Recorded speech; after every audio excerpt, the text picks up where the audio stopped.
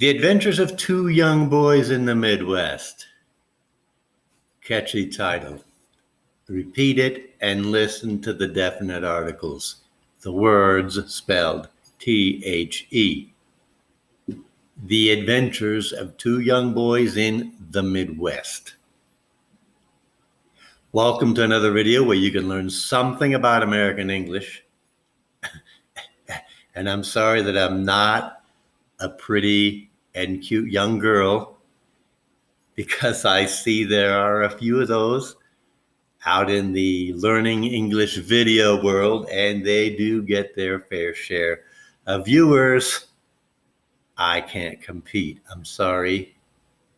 But ladies, I don't look that bad, do I? I'm sterling. Just watch my videos. Let me know if you like what I do and subscribe. If you don't like what I do, subscribe anyway. Why not? It's easy. I deserve the subscriptions. Getting a certain number of viewing hours and subscribers on YouTube means something to YouTube that helps me out. It means something for me, helping me with this business. And this is now my profession. And if you're learning English in earnest, I think, and I hope that you'll recognize that learning in context helps you to remember a language much, much better than does studying grammar rules and trying to memorize vocabulary lists. And it's a lot more fun this way. You do need just a little of that studying, just a little, no more. Only do that, enough to get started. And then immerse yourself, surround yourself with listening in context, reading, and actually talking in English. And that's what this channel is about, advancing your understanding of English in context. In context means examining, investigating, discovering new information about any topic that you are interested in the new language you're studying. For you, that's English. I know for myself that learning in context works very well from my own experience learning other languages, including Spanish. And of course, learning in context is how we all learned our own native language. You just have to try a little bit harder the second time around when you're learning a new language. But your brain works in amazing ways, and we can take advantage of the amazing ways that our brains work. So let's get to the point of today's video, the and the. When you pronounce the word the and when you pronounce it the.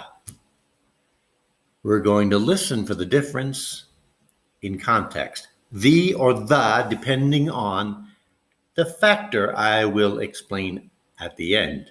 The or the is the definite article in English. We don't have masculine words in English. We don't have feminine words in English. We don't have neuter words. And we do not change the definite article depending on whether it's used as a subject or the object or the indirect object, like some languages do. Just the or the all the time, and that's independent of grammar, nothing to do with grammar. But there is a difference. Why? What's the difference between the and the? Listen to this little story, listen for the two words, the and the, and maybe if you think about it, you'll know why. And if you can't figure it out, I'll tell you it's a linguistic reason, and I'll tell you at the end of the story. So listen and think, and let's go. Hey, this is the story of two young boys growing up in the Midwest, a really small part of the story. So let me tell you about a friend of mine. The best friend I ever had. This friend never had any money. All the money, all the money he ever had, it seemed to just vanish into the air, into the air. I've suffered from this problem too, but not to the extent of my friend, not to the extent of continually having nothing.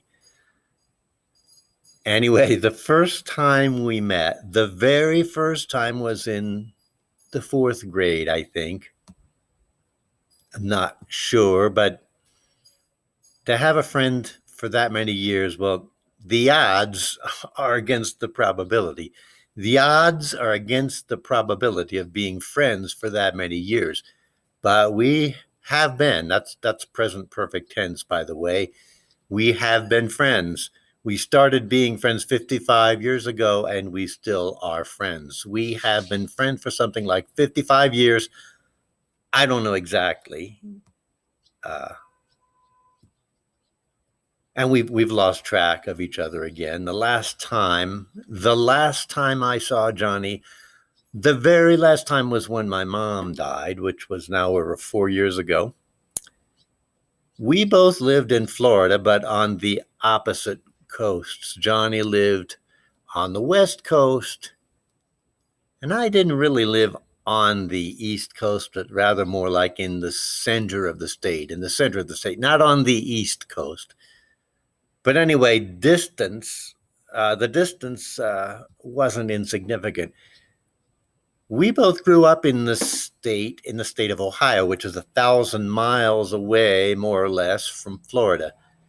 I was the first one to move out of the area, and I left the state of Ohio when I got a job in the state of Missouri. And that wasn't the ideal place for me. In about a year and a half, I had to go live in the state of Florida, where indeed, the first time I moved to Florida, I lived on the East Coast, only a few miles from the beach. The beach was nice. But anyway, that's all boring. What I want to tell you about was some of the oddball stuff, the weird stuff we did when we were kids, Johnny and I. We liked the outdoors. The outdoors was great. It was something we had in common, beginning like in the summer of the fourth grade.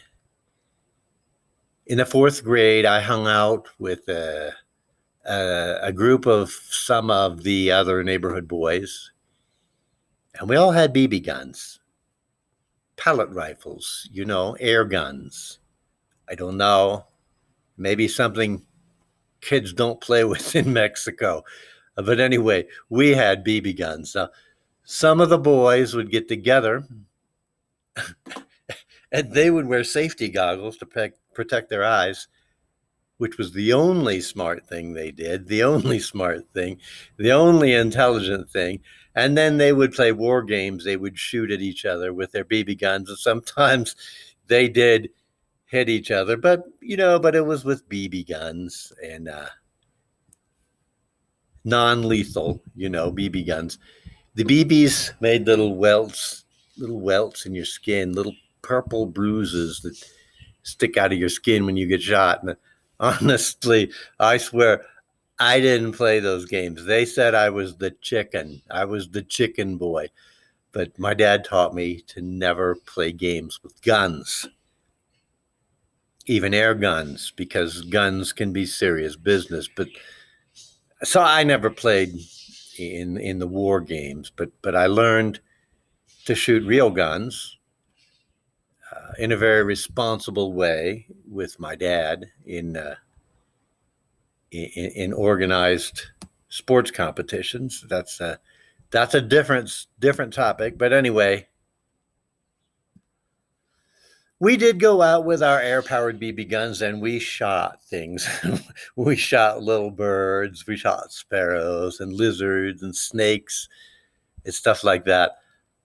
I had an air-powered 22 caliber air rifle, which was pretty powerful for an air gun. And so I'll tell you about one time, one of the many times we did foolish things. We were fooling around, looking underneath a piece of half-rotten wood. Out in the woods, it was a piece of plywood. Out in the fields where we played, and I lifted the wood up, and Johnny had his BB gun ready, and under the wood was a bunch of snakes. I don't remember exactly how, but Johnny shot 3 of them with his BB gun, and we honestly thought they were dangerous snakes. Now, I don't even know what kind of snakes they were.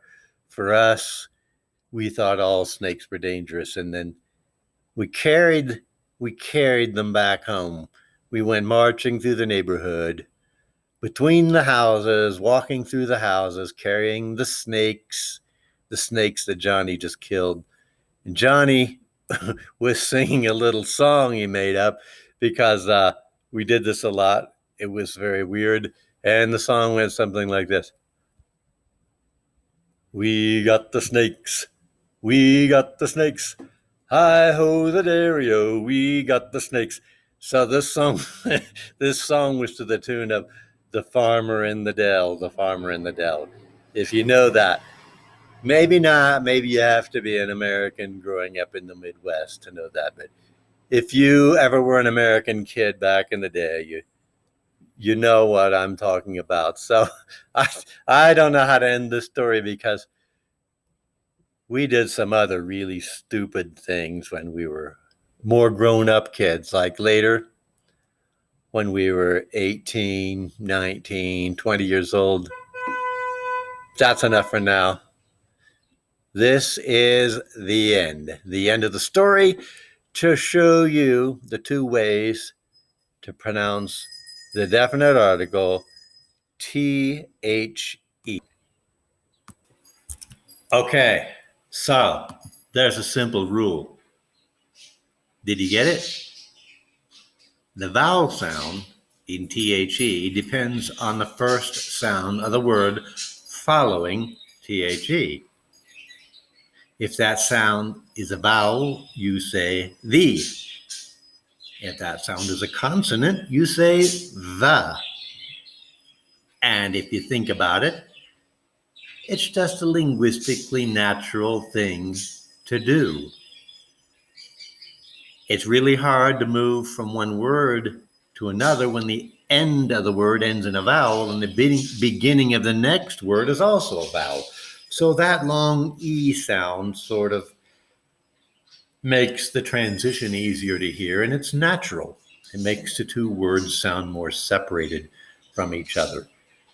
There are more occurrences of the than the, because in general there are more words that start with consonants than there are words that start with vowels.